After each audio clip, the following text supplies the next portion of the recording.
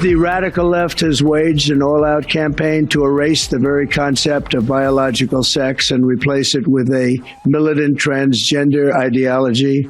You heard a little bit about this, haven't you? Huh? Just a little bit. Does anybody agree with them? No. It would be not a good thing to say yes right here.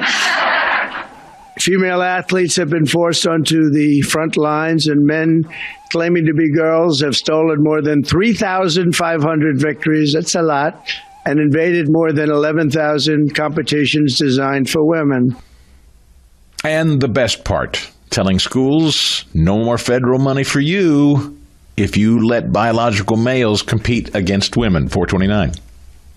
With my action this afternoon, we're putting every school receiving taxpayer dollars on notice that if you let men take over women's sports teams or invade your locker rooms, you will be investigated for violations of Title IX and risk your federal funding. There will be no federal funding.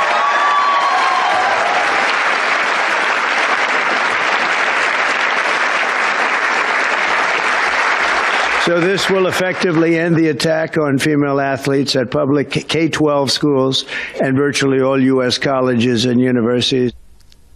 I love seeing our friend Riley Gaines over the shoulder of Donald Trump because it was years ago now, and it happened with a University of Pennsylvania swimmer that kind of ignited this entire firestorm.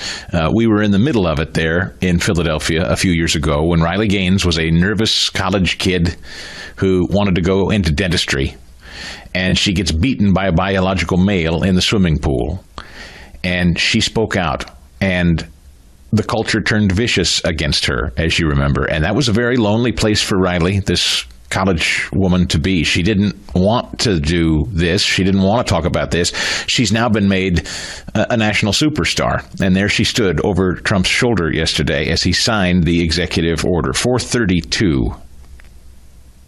I want to make this a really good signature because this is, this is a big one, right?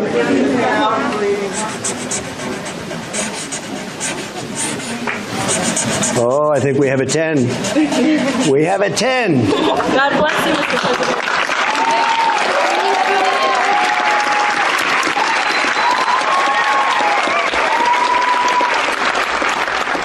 Isn't that beautiful? It's just beautiful. It's an iconic photo. I put it up on Facebook, on Instagram, on X, and yes, even TikTok, because I love that scene.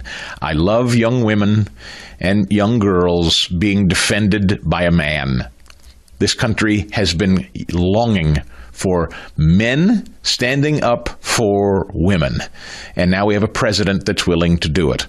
After that feeble old man and all of his radical Marxists tried to encourage women to stand aside while men entered their private spaces.